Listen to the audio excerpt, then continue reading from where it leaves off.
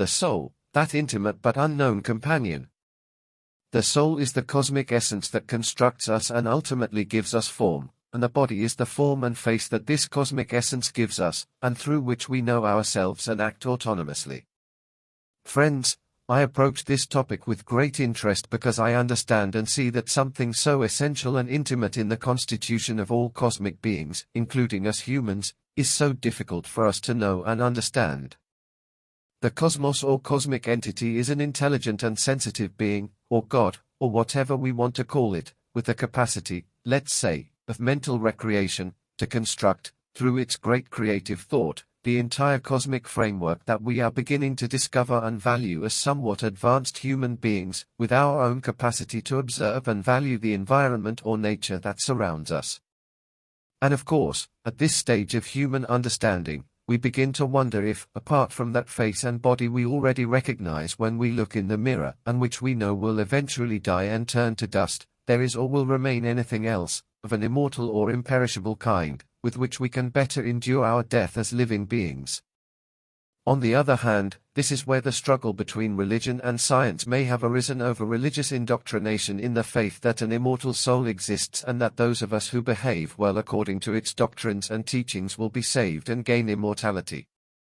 And on the other hand, the most extreme or incredulous science tells us that the dead go to the grave and the living go to the barn, that is, that everything perishes and goes with death, and nothing remains of the human being. Well, I believe I have some experience on the subject, as I will explain at the end. I have my opinion, and I believe that both religion and soul-denying science are somewhat mistaken. And what would true cosmic reality be then? Well, yes, the soul exists, and what's more, we could say it's the only thing that truly exists. And no, there is no distant heaven or hell, among other things, because space exists only as the creation and internal thought of that cosmic being, that is, we all exist, share, and live in the same space-time. And even less will we be judged by that cosmic being, God, since no Almighty can create a child and then punish them for their flaws. Of course, in sin comes penance. If you think and act positively, you will be happier, and if you do so negatively with destructive intentions, then it will further distance you from the truth and cosmic satisfaction because you are destroying rather than building positively. But let's get to the issue at hand, the existence of the soul. And the drawings express it clearly and easily. The universe or cosmos is created by the cosmic being in an intelligent and sensitive manner. That is, this being or great thinker conceives infinite points of intelligence and sensitivity, and with them, intelligently added and organized, creates and forms an infinite universe, and elements and characters of that infinite universe are what we all are. But as we have said, all are, and are, components of cosmic intelligence and sensitivity, which, although they change and transform from one to another, are born and die, all are, and are, elements composed of those intelligent points and foundations with which the cosmos constructs us.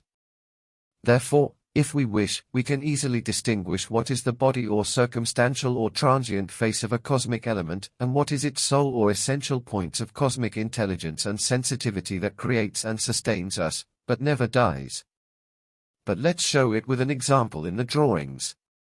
The first example shows a balloon with a painted face, which could also be replaced by a human being, where the face would represent their bodily features. But the balloon is also filled with the air that gives it dimension, facial expression, the ability to fly, etc. And that air doesn't die when we pop the balloon, rather, it goes to its natural space, to refill another balloon if necessary. Well, that air can be considered the immortal soul of the balloon. Then we have the example of the tree, in which, if we study it in depth, we will see that it is built and sustained entirely by physical, chemical, biological, natural, etc. laws, and that when we uproot and burn the tree, all these laws that built it continue to exist and build other trees. Well, all these constituent and constructive laws are the immortal soul of the tree. Then we used the example of a mathematician, who as a human being has many qualities, and therefore we won't analyze them all, but rather the simplest, being a mathematician. From a young age, he was interested in mathematics and dedicated his life to it, learning it, researching it, teaching it, etc. However, mathematics is not exclusively his, but rather belongs to the very essence of the cosmos, and therefore when the mathematician dies, this mathematics will continue to exist as an immortal soul, which the mathematician shared. But we can also extend the soul even to inanimate objects, such as a science book, which we can burn if we want, but we will never burn the science that the book taught. In short, all created elements in the universe have a constructive soul that lives on when the element dies, an immortal body, form, or face, which disappears upon death. Therefore, and in summary, we can say that in the cosmos or universe, everything created has a creative essence that sustains it and is immortal, and it also has a mortal and transient body or face that defines this creation. Personal experience. Now, many will tell me, yes, of course, a lot of theory, but where does all this lead us, and who can put all this theory into practice and grasp it in their mind? Well, anyone can, and in all likelihood, we will all quickly achieve it. All we need to do is become aware of all these circumstances, and gradually shift the animal self and attachment to our body and face, and shift it toward the essential self of our inner cosmic constitution. All it takes is time to understand and assimilate it. And I say this because I have done it. And I refer you to my practice, because at 76 years old, I have long been accompanied by a cancer that will lead me to my destiny sooner or later, but if it weren't for this, it would be another cause or reason for reaching the same end. And what are my feelings and understanding about this? Well, I no longer see myself exclusively as the Fernando self, but as a 76-year-old man, seen and observed somewhat from the outside, and a little more involved, full of, an understanding of my cosmic essence. I'm not afraid of death, and I understand that it's the right and proper path for this 76-year-old being who accompanies me and whom I've always loved.